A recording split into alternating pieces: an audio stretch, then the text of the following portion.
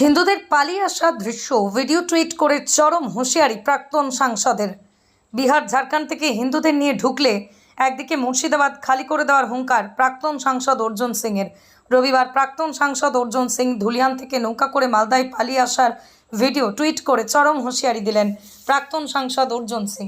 অসহায় বৃদ্ধ মহিলা ও শিশু সহ প্রায় 500 হিন্দুরা গোপনে পালিয়ে এসে মালদার বৈষ্ণবনগরের পার্লাল হাই স্কুলে আশ্রয় নিয়েছে। সংবাদ মাধ্যমের কাছে প্রাক্তন সাংসদ এদিন মন্ত্রী সিদ্দিকুল্লাহ চৌধুরীকে পাল্টা জবাব দিতেও ছাড়লেন না। প্রাক্তন সাংসদ অর্জুন সিং বলেন, কলকাতা দখল নিতে গেলে বাইরের দিক থেকে কোনো লোক আনতে হবে না, কলকাতার মানুষকেই সঙ্গে নিয়ে দখল মুক্ত করে দেবেন।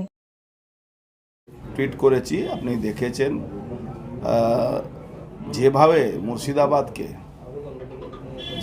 মুর্শিদাবাদকে হিন্দুবিহীন করার যে চক্রান্ত চলছে,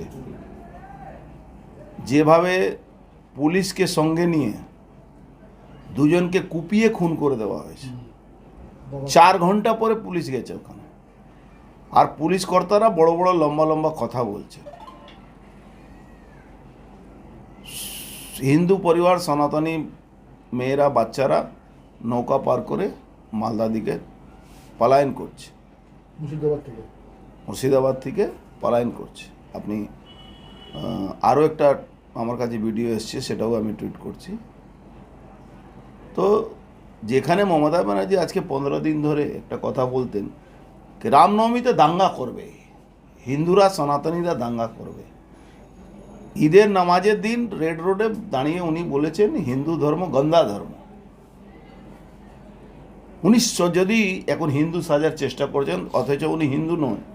যদি উনি হিন্দু থাকেন, নিজেকে বলছিলেন ব্রাহ্মণ ঘরের মেয়ে, ছেড়ে দিন ব্রাহ্মণ ঘর। উনি যদি মুখ্যমন্ত্রী পদ মর্যাদা ওনার যদি কাছে থাকে, একবার শুধু বলুন কি ওয়াকফ বোর্ডের যে অ্যামেন্ডমেন্ট হয়েছে, যেটা আইন পাস হয়েছে, তারপরে যে তাণ্ড হয়েছে, ওনার পুলিশ তার সহযোগিতা করেনি। একবার উনি বলুন কি এই দাঙ্গাটা, এই ঘটনাটা মুসলমান করেছে। উনি তো একটা ধর্মকে, হিন্দু ধর্মকে, সনাতন ধর্মকে গন্দা ধর্ম বলেছিলেন। উনি তো বলেছিলেন রামনবমী যারা করে তারা দাঙ্গাবাজ।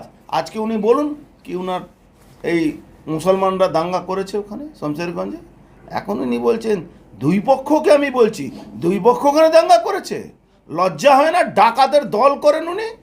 আজকে উনার এমপিরা নাটক করে কান্নাকাটি করছে। খলিলুর রহমান আজকে শমশেরগঞ্জের এমএলএ নাটকবাজি করছে কি আমার উপরে হামলা হয়েছে। এই ভিড়টা উনি বলছেন তো, এই ভিড়টা সামাল দেওয়া যাচ্ছে না।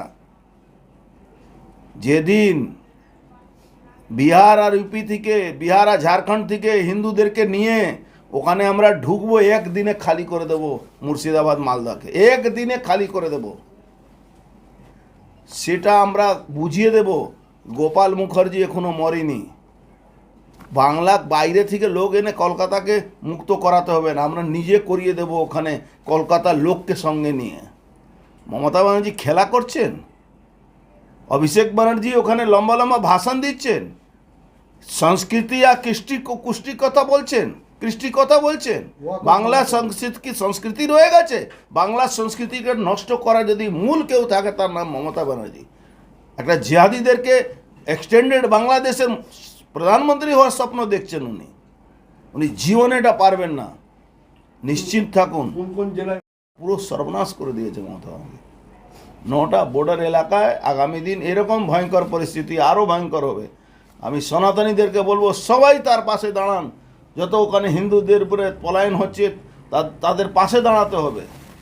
কোন জেলায় এরকম পদ্ধতি রয়েছে? মুর্শিদাবাদ, জঙ্গিপুর, নদিয়া, সাউথ 24 পরগনা, নর্থ 24 পরগনা, বহু জায়গা, মালদা কিছু অংশ, সব জায়গায় কি অবস্থা আছে।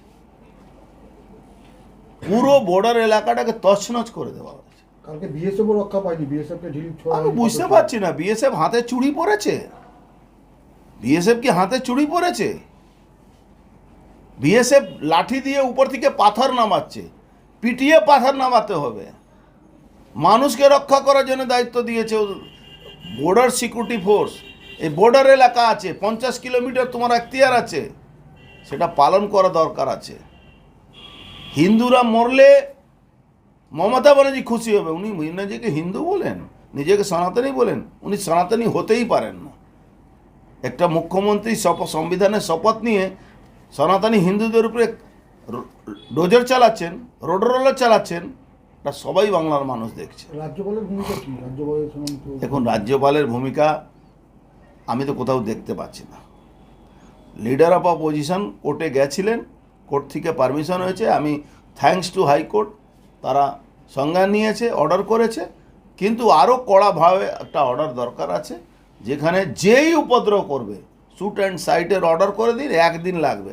আজকে রেলওয়ে কেন শ্যুট অ্যান্ড সাইটের অর্ডার করছে না? সম্পত্তি নষ্ট হচ্ছে। আমরা তো ছোটোবেলা থেকে দেখেছি রেলের সম্পত্তি এই কাকিনাড়াতে যে লুট করতে আসো শ্যুট অ্যান্ড সাইট করে দিত, দেখেই গুলি মেরে দিত। কেন করছে না? বাংলা সনাতনীদেরকে ছেড়ে দেওয়া হয়েছে কি তোমরা মরো? আমরা মরবো না, আমরা মারবো। সময় এসে গেছে, সবাইকে সংগঠিত হতে হবে।